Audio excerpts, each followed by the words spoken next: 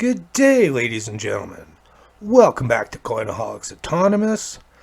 Today's coin is the 1973 large bust Mountie quarter and the 2004 D&P piece medal.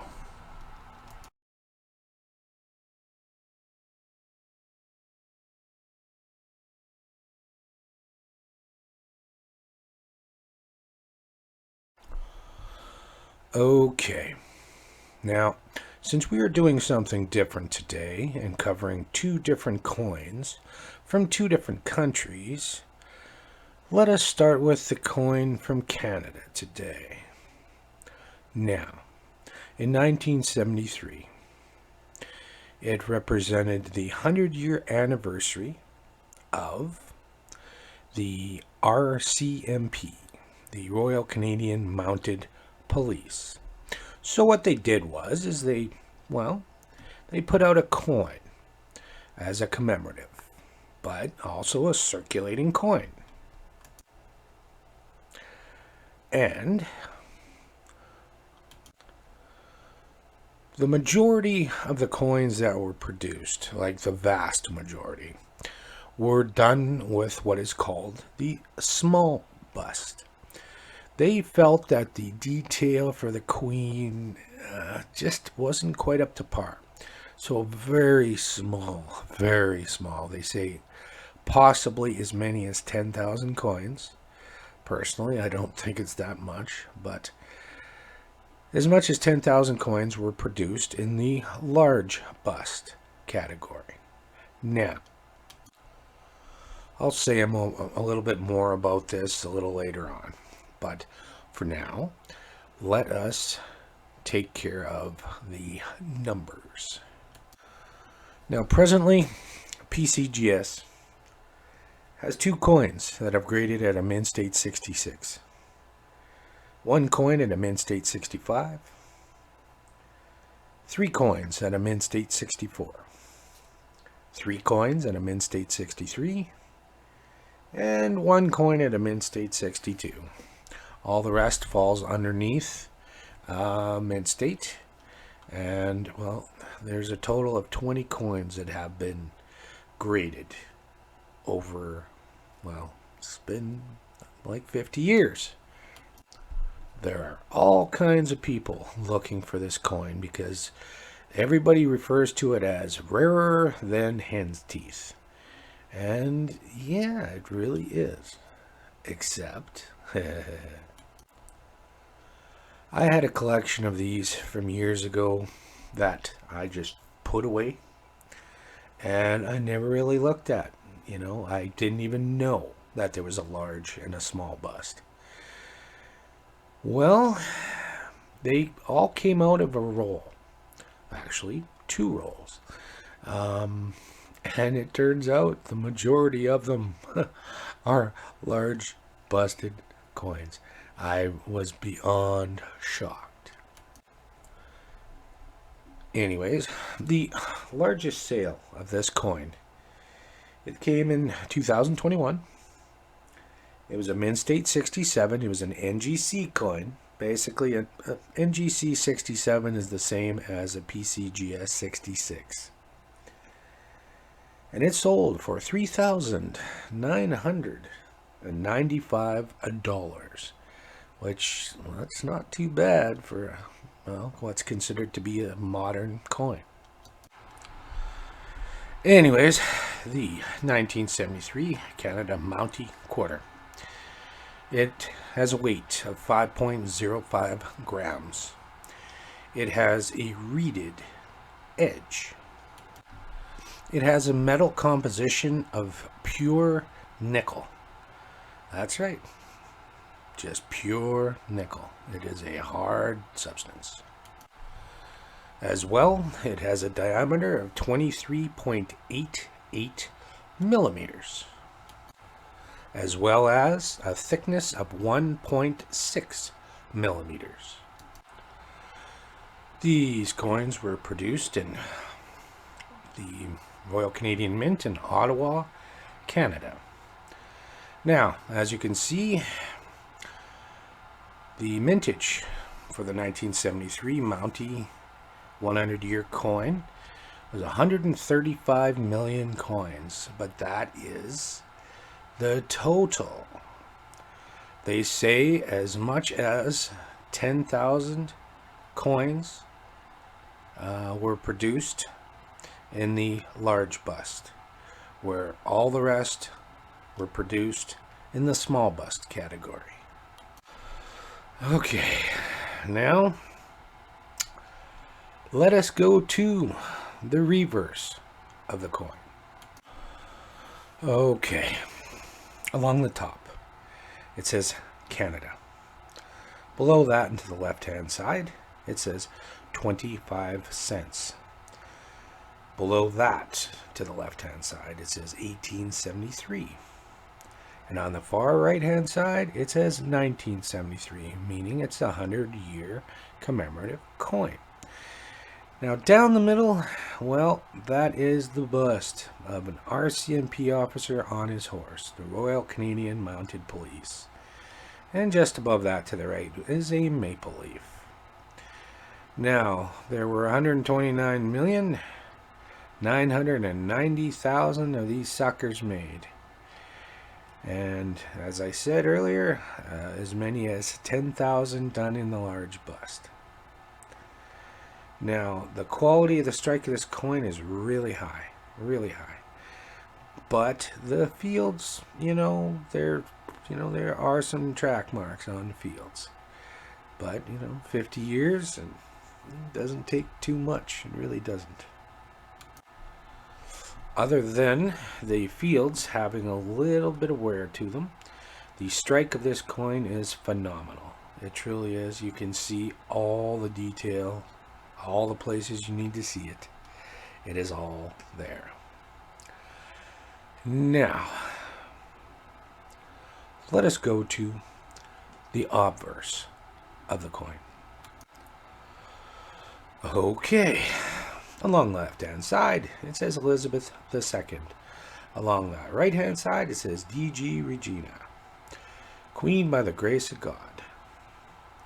And in the center is the bust of Queen Elizabeth. Now, how do I know that this is the large bust? Well, I made it easy for you, actually, and I'm gonna put actually 3 different coins up for you to see, just so you know that I'm not full of shit about having a lot of these. Now, how do you know if you have a large bust? Well, there are a few ways you can tell. You look for you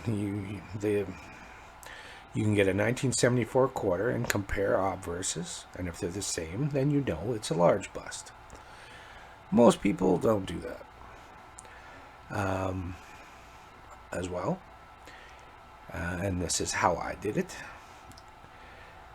When they enhanced the Queen's portrait, and it was taken when she was 39 years old, they made it much sharper in amongst the crown and the hair and the face. Now they reduced the denticles. You can see them surrounding everything on the inside of the rim. Those are called denticles. They reduced it from 132, which is the small bust, 132, to 120, which is the large bust. Now, keep in mind, you have to count the denticles on the obverse side. Okay, because that was the side that had the changes. Now, as you can see, if you look closely, look straight up at 12 o'clock, you see the red dot. Now, you can see them periodically throughout the entire outside of the coin. And the red dot represents 15 denticles between the first and the second one.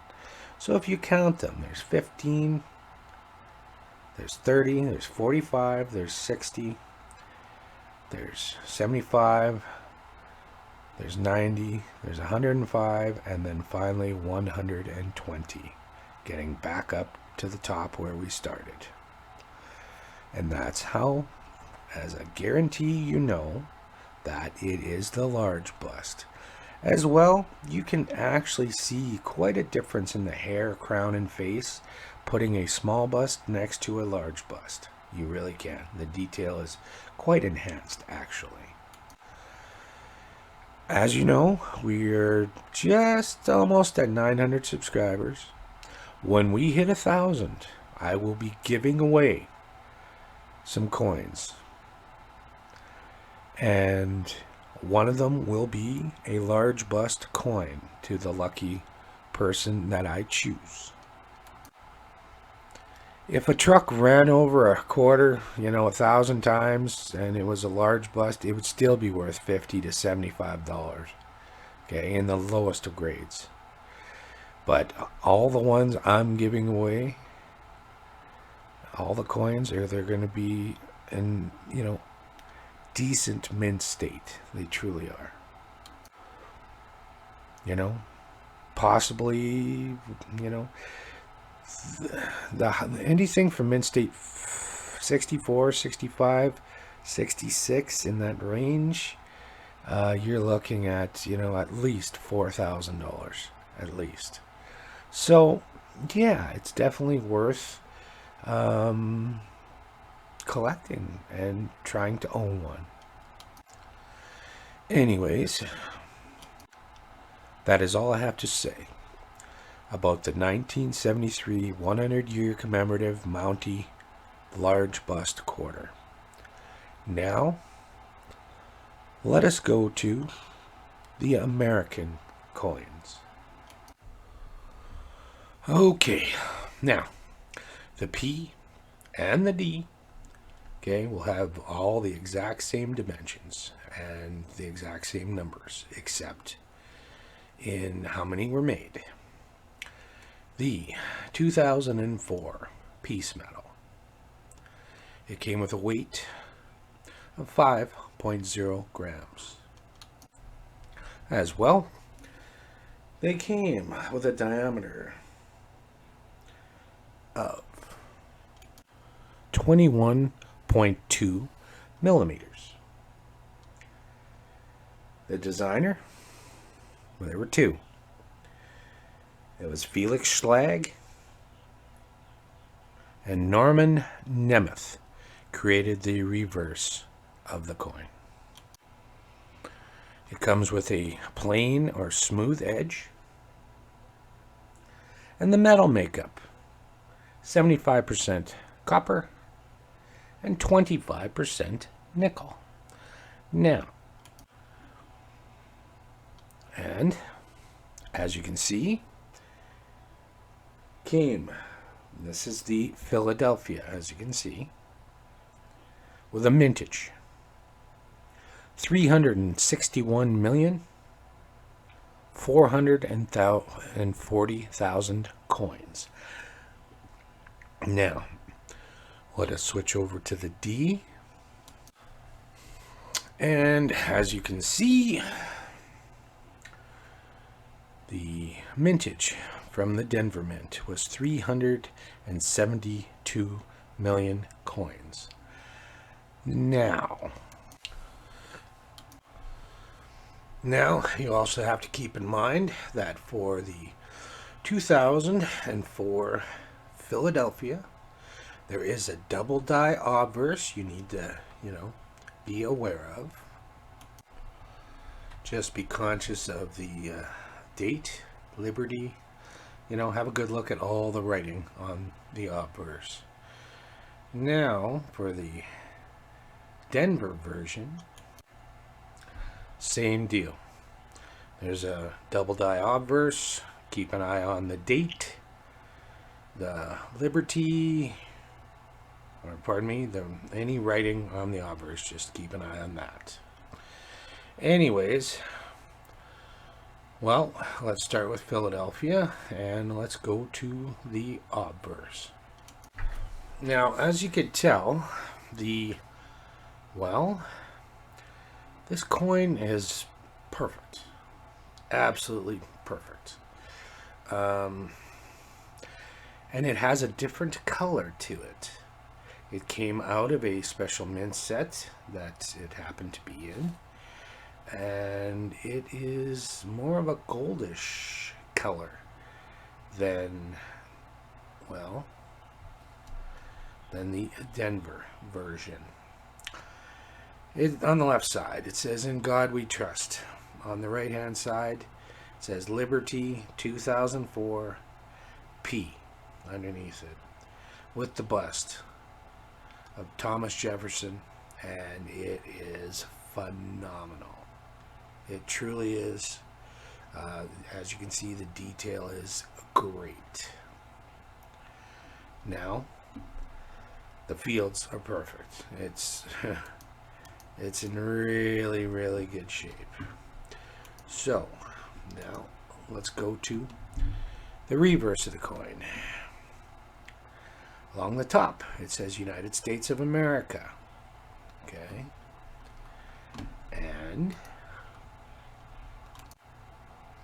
along the bottom, it says 5 cents. Above that, it says E pluribus unum. Okay.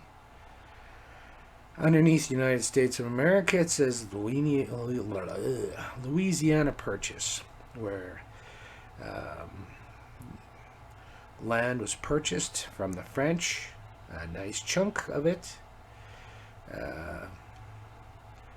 And below that, it says 1805, the year of the, well, Louisiana Purchase, with a tomahawk and a cobbler. Underneath that, it's a representation of the Americans basically shaking hands with the Native Americans, the new Americans, as they were considered back in the day. Now, this side, same as the other, except there's a couple little things on the bottom right-hand side on the field. But the strike is phenomenal. The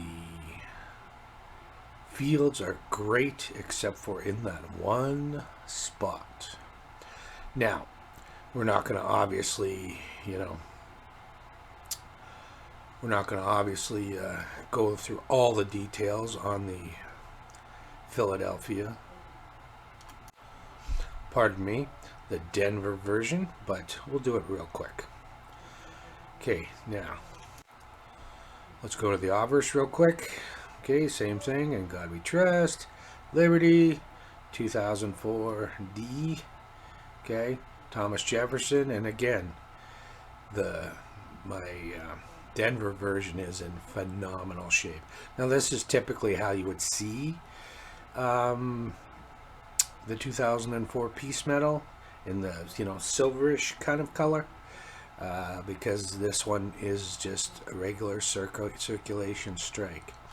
It wasn't meant for a special mint set or anything like that, like the previous coin. The hair, the face, the details, and the cloak, everything, wicked.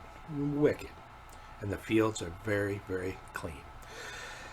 Now, it's taken a while, so let's quickly go to the reverse of the 2004 D. Same thing, United States of America, Louisiana Purchase, 1803, tomahawk and cobbler, Native Americans and Americans shaking hands, E pluribus unum, and 5 cents along the bottom. The detail is really high in this coin, and the fields are relatively clean on this side. There you go. Well, this has been a stretch, ladies and gentlemen, truly. But that is all I have to say about the 2004 Philadelphia and Denver Peace Medal, Jefferson nickel. If you haven't yet, I would appreciate you both liking and subscribing. Thank you very much. Doesn't take much time, and it's free, so why not? Next time's coin will be... what the hell, it's been a while. Let's do a foreign coin. Next time's coin will be The 1959 1 penny from Nigeria. And as I say in all my videos, be safe, be smart, and enjoy your coin search. Goodbye.